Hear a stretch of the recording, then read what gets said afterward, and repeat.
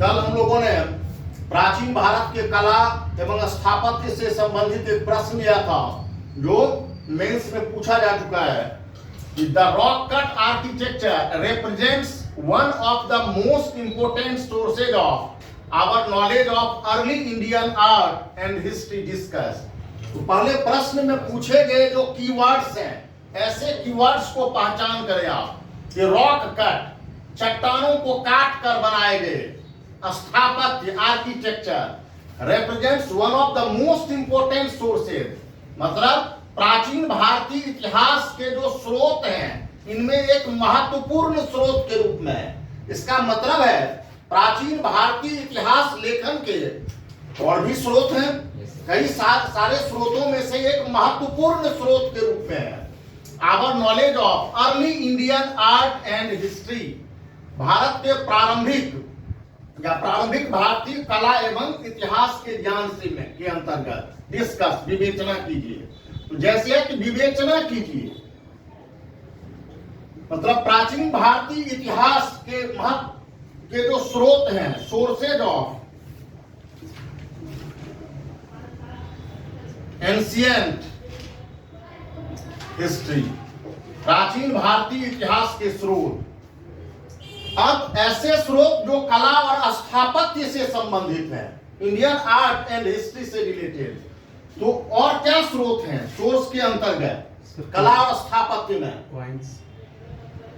नहीं, Indian art and history, चित्रकला है इसके, चित्रकला है। जैसे स्थापत्य कला को आर्किटेक्चर के अंतर्गत अगर लेते हैं, अभिलेख, जैसे इंस्क्रिप्शंस लेते हैं, अभिलेख लेते हैं के अंतर्गत, जैसे मोन्यूमेंट्स वगैरह लेते हैं कला के अंतर्गत, तो मोन्यूमेंट्स, स्तूप और पेंटिंग्स ये सब स्रोत हैं। उसी में पिलर्स, इसी में आप देखेंगे कई स्रोतों में से एक है जिसमें कला संबंधी जो स्रोत है, ये कई स्रोतों में से एक महत्वपूर्ण स्रोत। पॉइंट्स भी है, पुरातात्विक स्रोत, अगर स्रोतों के रूप में उसे विभाजन करना है तो कई स्रोत है, जैसे पुरातात्विक स्रोत, आर्कियोलॉजिकल सोर्सेज,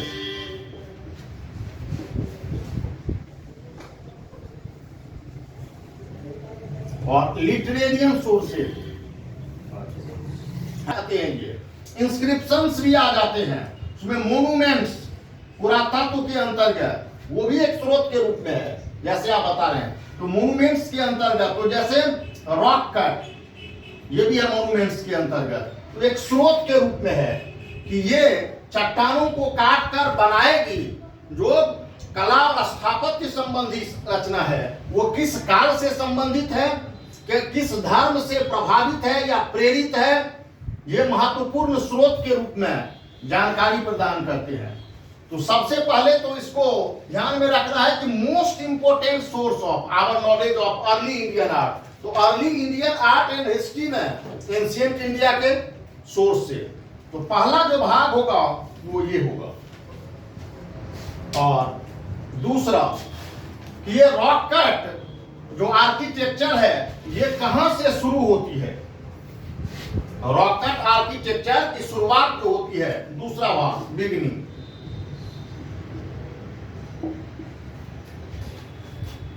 तो चट्टानों को वैसे काट करके बनाई गई, वैसे चित्रकला की शुरुआत हो जाती है पाषाण काल से ही। कहां से हो जाती है? पाषाण काल से ही चित्रकला की शुरुआत हो जाती है, लेकिन उसे रॉक कट के रूप में नहीं आ जाता है ये। तो ऐसे ये पेट्रोग्लिप्स के रूप में है, पेट्रा मीन्स चट्टान, ग्लिप्स के रूप में है ये। ठोस शुरुआत जो है वो रॉकेट का, वो पहाड़ियों को काट करके गुफाओं के निर्माण से आती है, और इसकी शुरुआत मौर्य काल से, मॉडर्न आर्ट के अंतर्गत आप देखेंगे जो माउंटेन कट, पहाड़ियों को काट करके गुफाओं का निर्माण, जो केव आर्ट के रूप में है ना। और केव आर्ट के अंतर्गत मौर्य शासकों ने बौद्ध भिक्षुओं के लिए या अन्य संप्रदाय के भिक्षुओं के लिए गुफाओं के निर्माण कर उन्हें निवास स्थान के लिए, है ना, दान में दिया था ये। तो केव आर्ट बोध गया के पास स्थित नागार्जुनी और बराबर की पहाड़ियों में कई गुफाओं के निर्माण किए गए। तो ये मौर्य काल से संबंधित है, इनकी सूचनाएं प्राप्त होती है हमें। और इस समय काल के गुफा जो है वो सादे हैं, उपयोगितावादी दृष्टिकोण निहित है गुफाओं में। अब इसकी निरंतरता भी बनी रही। मौर्योत्तर काल में आप देखेंगे post modern age, post modern age के अंतर्गत इसका समय काल 300 बीसी से 200 बीसी का काल, 200 बीसी तो 300 एडी के काल में आप देखेंगे गुहा कला का रॉक कट जो आर्ट है इसका विस्तार भी हुआ है ना। दक्कन के क्षेत्र में इसका विस्तार हुआ। कहां हुआ? ज्योग्राफिकल एक्सपेंशन दक्कन के क्षेत्र में। दक्कन के क्षेत्र में आप देखेंगे सातवाहनों के क्षेत्र में इसका विस्तार, महाराष्ट्र आंध्र प्रदेश के क्षेत्र में इसका विस्तार, और यहां बुद्धिज्म से प्रभावित गुहा कला। और इस गुहा कला में आप देखेंगे क्या है, विभाजन भी है के भाट के अंतर्गत चैत्य और बिहार के रूप में, चैत्य और बिहार के रूप में है। ये क्या दर्शाता है? ये बौद्ध धर्म के अंतर्गत महायान जो शाखा थी उसकी प्रभावशीलता को भी दर्शाता है कि चैत्य जो था प्रेयर हॉल, वर्शिप प्लेस, पूजा गृह, बुद्ध को देवता के रूप में स्वीकार किया जाना, डिविनिटी इन बुद्धिज्म, ये भी एक इतिहास के स्रोत के रूप में है ना, महायान कल्ट का ये। और Bihar residential place for the Monks, residential places for the Monks Bihar के अंतर्गत। तो ये दर्शाता है कि बौद्ध धर्म यहाँ गुफाएं दान में की गई थी, लेकिन कला बौद्ध धर्म से प्रेरित और प्रभावित प्रतीत होती है। और बुद्धिज्म के अंतर्गत जो महायान कल्ट था उसके प्रभाव स्वरूप ये चैत्य और बिहार के रूप में इसका विभाजन। तो चैत्य अपने आप में पूजा गृह के रूप में, प्रार्थना कक्ष के रूप में, चैतीय भी नाम है, चैत्यकवादीन। दरअसल जो महासांधिक था बाद के दिनों में लोकोत्तरवादी, चैत्यकवादी और फिर महायान। तो महायान काल का जो पूर्वगामी था वो चैत्यकवादी, जो चैत्यों में आस्था रखते थे। तो ये इसको भी दर्शाता है ये। और कई गुफाएं हैं कारले की, जुन्नार है ना इस क्षेत्र में, तो कई गुफाओं के निर्माण किए गए। ये बौद्ध धर्म के भौगोलिक विस्तार और साथ ही साथ बौद्ध धर्म में संप्रदाय वो भी दर्शाती है ये। तो प्राचीन भारतीय इतिहास के स्रोत के रूप में है। दूसरा, शासकीय संरक्षण को भी दर्शाती है।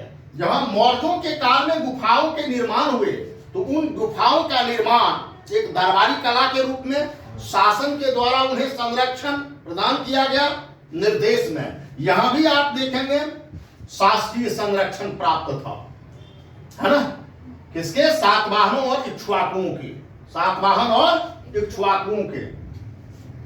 वैसे इस काल से ही शुरू हो जाती है, लेकिन ये बाद के दिनों तक निरंतर रहती है। यहां से शुरुआत है, जैसे अजंता, एलोरा और बाघ केव्स। जैसे बाघ को छोड़ करके अजंता और एलोरा की जो गुफाएं हैं ये गुप्त साम्राज्य से बाहर स्थित थे, गुप्त साम्राज्य से बाहर स्थित थे। और गुप्त काल में चित्रकला का विकास, और खास करके इन गुफाओं में जो चित्र बनाए गए हैं ये मूरल पेंटिंग्स के, भित्ति चित्र के उदाहरण के रूप में है। किसके उदाहरण के रूप में है? भित्ति चित्र के उदाहरण के रूप में है। ये मूरल पेंटिंग है। अब आप अजंता की गुफाओं में जो चित्रकारी है, एलोरा की गुफाओं में जो चित्रकारियां हैं, बाघ की गुफाओं की जो चित्रकारियां हैं, इसके थीम जो है वो बुद्धिस्ट हैं। एलोरा के थीम जो है वो सेक्युलर है, बौद्ध जैन के साथ साथ हिंदू धर्म से भी जुड़े हुए, और बाघ कुछ सीमाओं तक वैसे बुद्धिस्ट भी। तो गुप्त साम्राज्य के भीतर बाघ की गुफा और साम्राज्य से बाहर, लेकिन समय का यही है, शुरू हो चुकी है, बाद के दिनों में खोज हुई। तो अजंता और एलोरा की चित्रकारी। तो गुहा कला गुप्त काल में भी निरंतर रही, गुहा कला केव आर्ट गुप्त काल में निरंतर रही और यहाँ भी चट्टानों को काट करके, है ना, बनाए गए स्थापत्य। बाकी बाद की गुफाएं मध्य प्रदेश के क्षेत्र में, इसलिए गुप्त साम्राज्य के भीतर। लेकिन गुप्त काल में भी अजंता और एलोरा की शुरुआत हो चुकी थी गुप्तों से पहले, ईसा के तब से पहले ही, लेकिन यह गुप्त साम्राज्य के बाहर थी, महाराष्ट्र के क्षेत्र में ना, हाँ, ये बाहर थे। इसका समय काल लंबा चला। तो अजंता एलोरा की गुफाएं क्या दर्शाती है? ये भी बौद्ध धर्म के भौगोलिक विस्तार को दर्शाती है और कला के अंतर्गत चित्रकला का उद्भव तो पहले भी हुआ था, लेकिन चित्रकला की व्यापकता ये मुरल पेंटिंग के रूप में, भित्ति चित्र के रूप में, फ्रेस्को और टेम्पेरा मेथड का प्रयोग किया जाना, फ्रेस्को और टेम्पेरा मेथड का प्रयोग किया जाना चित्रकला में, ये सब ऐसे पॉइंट्स हैं जिसको आपको देना होगा इसमें चित्रकला के अंतर्गत। फिर आप देखेंगे 550 एडी में गुप्त साम्राज्य का पतन हुआ उत्तर भारत में, और ये ओज दक्षिण भारत में शिफ्ट हो गया। जैसे ही गुप्तों का पतन हुआ उत्तर भारत में अराउंड 550 एडी, है ना, तो उसके बाद ये समस्त जो राजनीतिक कलात्मक ओज है वो साउथ इंडिया में शिफ्ट हो गया। और साउथ इंडिया में आप देखेंगे कि दो शक्तियां समय काल में, एक पल्लवाद और दूसरे चालुक्य।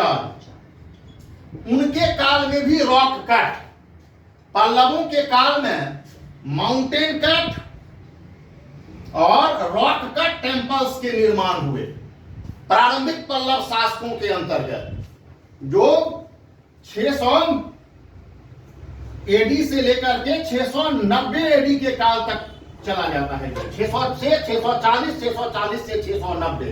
उसके बाद स्ट्रक्चरल टेम्पल्स, उस समय काल में पहाड़ियों को और चट्टानों को काट करके, ये भी एकास्मक और साथ ही साथ रॉक कट, तो ये रथ मंदिर कहलाते हैं। क्या कहलाते हैं? रथ मंदिर। जैसे पांचों पांडवों से महाबलीपुरम के क्षेत्र में स्थित, तो यहां पर रॉक कट। चालुक्यों के काल में भी निरंतर, क्योंकि अजंता और एलोरा की जो गुफाएं हैं उनमें चालुक्य शासकों का भी संरक्षण था। पुलकेशिन द्वितीय को फारस के दूत का स्वागत करते हुए दिखाया गया है उसमें। इसके बाद जब राष्ट्रकूटों का शासन स्थापित हुआ, राष्ट्रकूटार, तो राष्ट्रकूट भी दक्षिण भारत की महत्वपूर्ण शक्ति थे। ये पूर्व मध्य काल में, वहां कृष्ण प्रथम के द्वारा एलोरा में कैलाशनाथ मंदिर का निर्माण किया गया, जो गुहा स्थापत्य में कलात्मक सौंदर्य के लिए महत्वपूर्ण स्थान रखती है ना। केव नंबर 17, केव नंबर 17, तो कैलाशनाथ टेम्पल। इसके बाद आप देखेंगे गुहा कला का पतन हो गया। बाद के दिनों में गुहा कला का पतन हो गया, स्ट्रक्चरल टेम्पल्स के ही निर्माण होने लगे। तो ये सारे जो फैक्ट्स हैं इनको आप लिखेंगे, तो ये न केवल उत्तर भारत बल्कि दक्षिण भारत के भी राजनीतिक इतिहास, उनके द्रविड़ स्थापत्य के बारे में जानने के महत्वपूर्ण स्रोत के रूप में प्रतीत होते हैं, और जिनके साक्ष्य आज भी उपलब्ध हैं। इसीलिए प्राचीन भारत के इतिहास निर्माण में, है ना, rock cut architecture presents most important source of early history of India.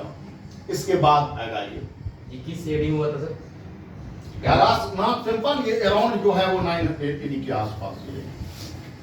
इसके द्वारा बनाया गया था कृष्ण प्रथम के द्वारा।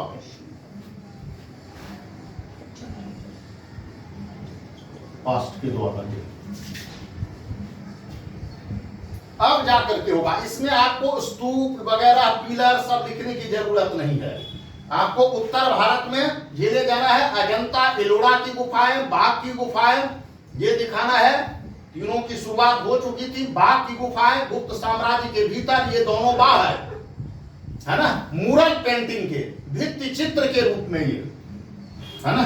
और बाद के दिनों में दक्षिण भारत में पल्लवों के अधीन विकसित रथ मंदिर, चालुक्यों के द्वारा संरक्षण और फिर राष्ट्रकूटों के द्वारा कैलाशनाथ टेम्पल का निर्माण किया जाना, जो कला की भव्यता को दर्शाती है। ये तब जाकर के आपका उत्तर जो है ये पूरा होगा।